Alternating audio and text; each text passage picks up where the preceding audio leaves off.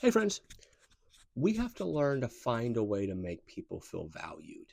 That's going to be our encouragement devotional idea for this video. You should read John chapter 4, all of it. We're going to key in on verses 7 to 10, and then we're going to talk about what Jesus does here to find a way to make this woman feel valued. Here's what it says. When a Samaritan woman came to draw water, Jesus said to her, "Will you give me a drink?" His disciples had gone into the town to buy food. The Samaritan woman said to him, "You are a Jew, and I'm a Samaritan woman. How can you ask me for a drink? For Jews do not associate with Samaritans." And then I don't know if you're got like a actual Bible for reading on your phone, but I have a footnote at the bottom that says after the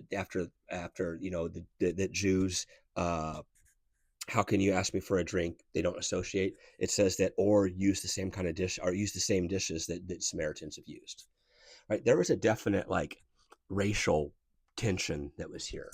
The Jewish nation, they thought that they were better than the Samaritans, and we're not going to get into all of why that is here. But there was definitely some racial tension between these two groups of people. And so Jesus does this really unique thing that the female, the woman notices. He asks her for a drink. That shouldn't have happened, right? In this culture, I mean, you are who you eat with. And so for Jesus to say, look, I'm going to drink from your ladle or your bucket, I'm going to put my mouth where yours has been.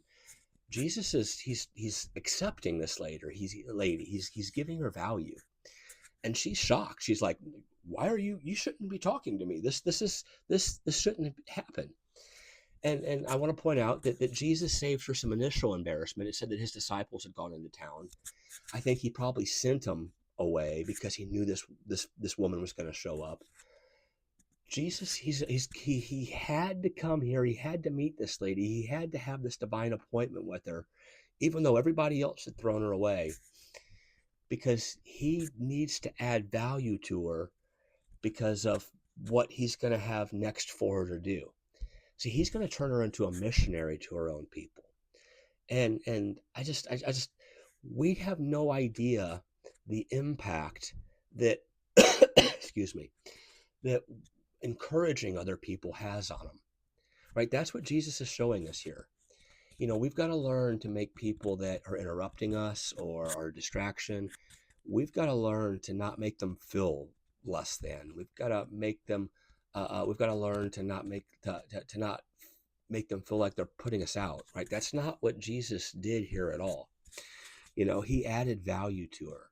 He showed up to this throwaway. The person everybody's thrown away, and he goes, "You're important. I want to bless you. I want to encourage you."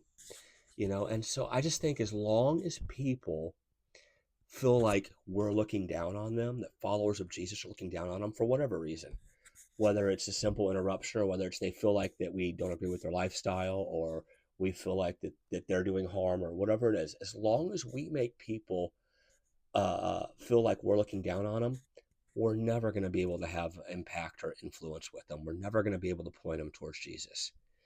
And so we've got to learn to take Jesus' example here. As to when we bump into people along our journey, we've got to learn to find a way to make them feel valuable. I read an old John Maxwell book, and he put it like this. He said there's two types of people. He said there's a here I am type of person, and then there's a there you are type of a person. And followers of Jesus, we need to go easy on the here I am, I'm arrived. And we need to go big on the there you are. I couldn't wait till I bumped into you. Have a beautiful day. Talk to you later. Bye-bye.